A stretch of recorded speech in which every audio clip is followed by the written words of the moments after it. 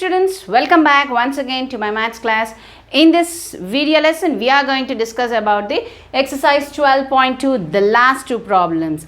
And those who have not watched the previous sessions of the application of trigonometry, the exercise 12.1, the concept, the introductory part, and exercise 12.2, please do watch them and proceed to this video lesson. And the immediate previous video, just click on the I button so that you can watch it. Right, let's get quickly started with the problem. Now we have done all the problems till 8th problem. Now we will be doing the 9th problem. The angle of elevation of a jet plane from a point on the ground is 60 degrees. After a flight of 15 seconds, the angle of elevation changes to 30 degrees. If the jet plane is flying at a constant height of 1500 root 3 meters, find the speed of the jet plane. Also given root 3 value as 1.732. Here, this is very important problem and very quite interesting problem. This is the 9th problem, right? Let's get started. Now, we have to visualize the diagram. The diagram also bears equal marks in the essay, because if it is for 5 marks, the diagram itself will bear 2 marks. Okay, so let us visualize the diagram from the question. The angle of elevation of a jet plane. Here, the angle of elevation of a jet plane from a point A on the ground. So, let me take a point A on the ground. Okay. That means near the airport or the viewing point, okay, viewing point, let this be A. The point elevation was 60 degrees, okay. Now, I'll suppose here, see here, let me take this point, this as the jet, okay. This is the jet plane, so starting at this point. Okay, it has traveled for 15 seconds. No, we don't know the distance, but the time given as 15 seconds. After traveling 15 seconds at constant speed and at a constant height also. Height is here given 1500 root 3 meters. So, from this point, if you see the jet, it was, the elevation was 60 degrees till here, the elevation here. Let us visualize now a jet plane is there. Here from this point, this is the jet plane. It has traveled some distance. That distance we have to find out at a constant height. The height is constant, okay, from the station, suppose from the airport, okay. Here this height is constant, 1500 root 3 meters, that is given, and from a point of observation, if you see the jet plane was 60 degrees, and later after it has traveled 15 seconds. After traveling 15 seconds means some distance it has covered with a constant height, given the constant height. So the constant height from the ground again is 1500 only, 1500 root 3 meters. Okay, now it has moved to this position. Okay, it has come to this position. So just 15 seconds means it has moved some distance. So this distance we need to find. Let me suppose this distance as x meters. So here if it is, this is opposite, so this is x meters, right? And we know the height from the ground to the jet where it is flying, that height, constant height is given. And also after it has traveled 15 seconds, now the angle of elevation has changed from the same point, has changed to 30 degrees given. This is 30 degrees, okay. No, it has moved somewhere. So this point is jet, it has moved to a distance of some distance x meters and in 15 seconds with a constant height. And here if you see the jet, the position of the jet here to here, the angle of elevation will be changed, isn't it? First it was 60 degrees, then it has changed to 30 degrees. That information was given. The total diagram is this. Now, we will name, only given from a point A, okay? In the airport, from a viewing point, that is there, A given. And we will mention all these, okay? So, let this be B, C, okay? D, E. Here, B is a position of the jet when started at a constant speed. It has moved in 15 seconds to D. Now, what is asked? The speed of the jet. Okay, speed is calculated by distance by time. Okay, time is given, we know, but we don't know how much distance it has traveled in 15 seconds. So that distance if we find out, that means if we find out this x, we can find out the speed of the jet. Now let's see here. Now, clearly these two are, there are two right angle triangles here. This is one right angle triangle and this is one right angle triangle. Right. So using that concept, we will start in triangle. Let me take this one ABC. In triangle ABC, tan 60 degrees. Why we am taking tan? Because opposite and adjacent. Okay, now here we have kept this as x meters. I'll suppose this as y meters. Okay, this distance as y meters, whereas this distance as x meters. That way we'll also mention AC is equal to y meters, okay, and CE, this CE is equal to BD, isn't it? Since this forms a rectangle, that is equal to x meters. We are supposing this, and we know that given, what is given? BC is equal to DE. This is the constant height given, 1500 root 3 meters, that's given. Right, the angles of elevations are 60 and 30 degrees. Now we'll start the information what we have drawn. We have visualized the diagram, the information I have written it down, then we will proceed to the proof. Right, tan 60 degrees is equal to, here opposite side, that is 1500 root 3 meters, which is given, by adjacent. Adjacent is, we have assumed it as y. Right, now tan 60 is root 3, 1500 root 3 by y. Okay, both sides root 3 are there, just I can cancel it off 1. Okay, so if you cross multiply, y is equal to 1500 meters. So we got this point, this distance. Now we have to get x also. Now let us take another triangle. In triangle AD and E, AD and E, here again we'll take tan values, that is tan 30 degrees. The angle was changed from 60 to 30, that was given in the question. Now that is opposite. Opposite is again 1500 root 3, which is the constant height. Right, by the adjacent. Adjacent is x plus y, this y and x. Okay, so let me write x plus y. Here tan 30 degrees is again 1 by root 3 is equal to 1500 root 3 by x plus y. Cross multiply, so x plus y into 1 is x plus y. Here if you cross my 1500, root 3 into root 3 is 3. So 1500 into root 3, 1500 into just 3, that comes to 4500. This is x plus y, and we know the y value as 1500. Substitute y value. Substitute y is equal to 1500. So that means x plus 1500 is equal to 4500 meters. So that is x is equal to 3000 meters.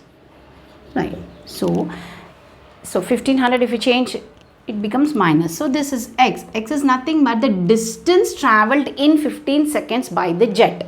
Let us write distance travelled in 15 seconds by the jet plane. Right, is equal to 3000 meters, that we have found out. But that is not asked. What is asked? The speed of the jet. So we will calculate the speed. So speed is equal to distance by time. We know this, right? So the distance is 3000 by the time is 1500. Okay, so clearly 15 twice, so that comes to 200 meters per second. This is the speed of the jet. So with this we got the speed of the jet. Now if you want to change this meter per second into kilometer per hour, there is a conversion. We have to multiply it. You can stop the problem till here, but jet plane will move in kilometers per hour, isn't it? So let me change this into kilometer per hour. So to change it into that, we have to multiply it with 18 by 5. That is a conversion formula. So that is equal to 200 into 18 by 5. If you do, we can get it. This is a conversion of meter per second to kilometer per hour. So 540s. So this comes to 720. Okay, 40 into 18 is 720 kilometers per hour. Right, this is the speed of the jet. Okay, likewise, this is very, very important problem. The diagram part we get 2 marks, the solving we get 3 marks. So very, very important problem. Quickly note it down. Let's see the next problem. Now the 10th problem. The angle of elevation of the top of a tower from the foot of a building is 30 degrees and the angle of elevation of the top of the building from the foot of the tower is 60 degrees. What is the ratio of the heights of the tower and building? Here clearly asks the ratio of the heights. Okay. Now the angle of elevation of the top of the tower from the foot of the building. Let us first draw the tower and the building. Okay. Let me draw the building and the tower. Okay, let this be tower. The heights are not given, right? This is building. Okay, right, the heights are not given, but only the angles of elevations are given. Now we don't need to find the heights, we have to find a ratio of the heights. Just now let me suppose this as not given, isn't it? H1, let this height be H1, height of the building be H2. Right, let this be AB, the building be AB and the tower be CD. Okay, so that till there we have to. Now we'll write down the angle of elevation of the top of the tower from the foot of the building. From the foot of the building to the top of the tower was 30 degrees. Okay, this is given as 30 degrees from the foot of the building to the top of the tower, and the other one from the foot of the tower to the top of the building, foot of the tower. This is given as 60 degrees. That's all. This information is given. We need to find the ratio of their heights. So I have supposed the tower height as H1 and the building height as H2. That we will write down. And we don't know the distance between them. Let us suppose this distance as some D. Okay. So that we will write down here. Tower, let tower equal to H1 and building height. Tower height and building height. Building is H2. Okay. Now let BD, the distance between the both of them be D meters. Okay, the angles of elevations are also given, and AB, let AB tower and CD building, okay, is equal to H2. That information we have written. Now let us find out. Now we have again two triangles, isn't it? So, and the building is erect and the tower is erect. So this clearly is 90 degrees. Here this is 90 degrees. Okay, but this is 60 angle of elevation. This is 30. Okay, they are right angle triangles. So let us take one triangle first. In triangle A, B and D. Let me take this triangle. Right. Tan, because opposite and adjacent. So the adjacent side, which is common to both the triangles. So I am taking the opposite to adjacent, that is tan. Okay. Here if you are taking this triangle, tan 60 degrees is equal to opposite by adjacent. So opposite is H2 by adjacent is D. Right. So, and 60 degrees is again root 3, that is H2 by D. So, just cross multiply or just interchange because D is the common for both the triangles, that is the adjacent side is common. So, interchange this to here. So, that means interchanging means D is equal to H2 by root 3, right. I'll suppose this as equation 1, and next in triangle, let me take the bigger one, that is in triangle CBD, tan 30 degrees right, is equal to opposite by adjacent, that is opposite is h1, we supposed it as h1 by d, right. Again, tan 30 is 1 by root 3, that is equal to h1 by d, cross multiply, so d is equal to root 3 h1. So that is equation 2. From 1 and 2 we got d value this much, d value this much. So we will equate the d values. So from equations 1 and 2, right. From 1 and 2, what do we get? The LHS, RHS, LHS is equal. So RHS part we will equate. H2 by root 3 is equal to root 3 H1. Right. Just cross multiply here. H2 is equal to root 3 into 3. Root 3 is 3 H1. Now, asked is the ratio of their heights, isn't it?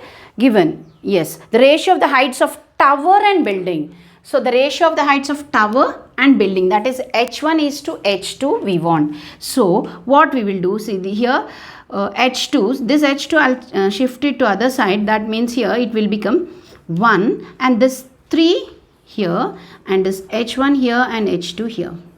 This I'm shifting this 3 to this side, this becomes divided, so 1 is to 3. Therefore, h1 is to h2, we get it as 1 is to 3. So, the ratio of their heights, that too given as tower is to building. So, h1 is to h2 is 1 is to 3. So, likewise we can find out and quickly pause and note it down. And one more thing I would like to tell that the instrument which we use in the schools, the surveying instrument to find the height of the towers. Here in the case of building and the tower, from the foot of the tower, from here if you see the point of observation, if you see here you get 60 degrees, you can note it down with the help of this clinometer. And from the foot of the building, here the point of observation is B. From here using the clinometer, if you see here with your eye, and this is the rod where you can easily measure the angle of elevation with the help of the clinometer, right. Quickly pause the video and note it down, and with this we have completed the whole exercise of 12.2. Right. Now this 12.2 exercise is very, very important. I hope I have reached out to you. I have completed the complete exercise. Do practice well. Let's see with another chapter in our next video. Thank you all.